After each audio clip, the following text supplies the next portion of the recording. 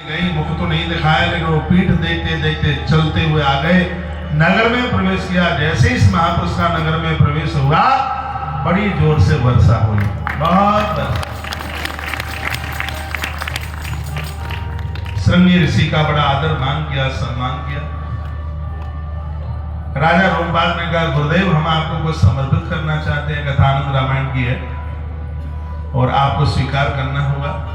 बातों में फंसाया महापुरुष को और कह दिया, हमारे पास एक बेटी है, हमारी संता, उसके साथ विवाह आप करें। इधर ज्योतिषियों ने क्या गुरुदेव ने बताया था, गुरुदेव वशिष्ठ ने कहा था कि तुम्हारी कुंडली में जो दोष है, यदि तुम्हारी बेटी चल करके आवे इस अनुष्ठान में, तो ये दोष निर्दोष में बदल जाएगा। आप कोई भी अनुष्ठान यदि करते हैं, बेटियों के बिना तो वो पूरा ही नहीं होता, बहुओं के बिना तो पूरा ही नहीं होता, ऐसा हमारे ग्रंथों में लिखा है। आप बेटियों को नहीं बुलाओगे तो पूरा होगा ही नहीं ठीक से। तो गुरुदेव वशिष्ठ ने कहा कि जन्म पत्री में जो दोष है, यदि आपकी बेटी यहां चल करके आ जावे तो ये दोष निर्दोष में बदल जाएगा। न्योता दिया गया गुरुजी के कहने से। तो श्रृंगी ऋषि जो कि उनके जामाता थे, दामाद थे, और वो अपनी गृहिणी के साथ में आए। गोस्वामी जी ने लिखा है, श्रृंगी ऋषिया वशिष्ठ बोला,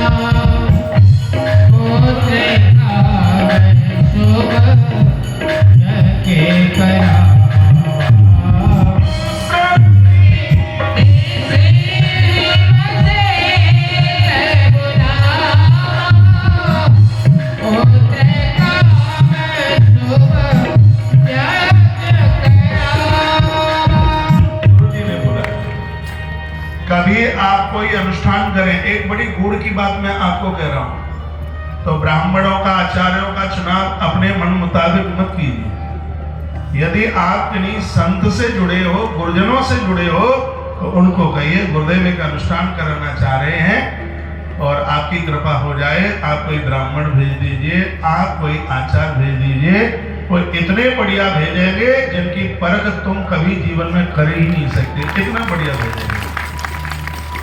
नहीं तो राजा अपने आप ही तो बुला सकता था, लेकिन लिखा है श्रृंगी ऋषि वशिष्ठ बुलावा।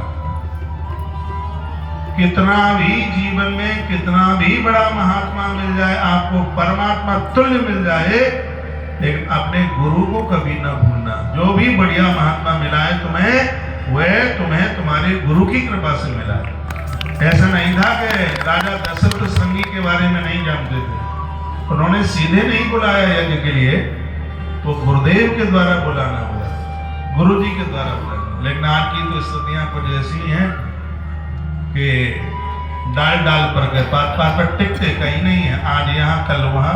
मैं कहता हूं कि सबके प्रति श्रद्धा रखिए, लेकिन अपने गुरु को मत भूलिए। इंद्र की कथा पढ़िए ना, उसने भागवत जी में आती है, अपने गुरुदेव बृहस्पति का अपमान कर दिया था उसने, और दूसरा गुरु विश्वरूप स्वीकार किया, परेशान हो गया था, एक मिनट के लिए गद्दी पर नहीं बैठ पाया। कभी कभी लोगों को लगता है क्या कोई गुरु की कमी है, क्या कोई धरती पर तू नहीं तो दूसरा सही, ऐसा नहीं होता है भैया।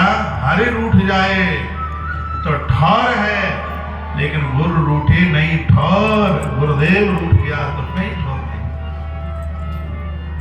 तो ये चौपाई बड़ी अद्भुत है। श्रृंगी ऋषि वशिष्ठ बोला, आप कोई धर्म सदकर्म कार्य करते हैं तो गुरु लोग हैं, इसलिए उनका सहारा लीजिए, उनको पूछिए, उनको कहिए कि ऐसे ऐसे हमें कोई अनुष्ठान कराना है, कथा कर। आप हमारे भोलानाथ जी बैठे हैं इधर, सिलीगुड़ी पश्चिम बंगाल से आए, अचानक ही देखो ये बात चल गई है। उन्होंने कहा महाराज जी मैंने एक भवन बनाया है, मकान बनाया, उसमें इतना बड़ा इतना हॉल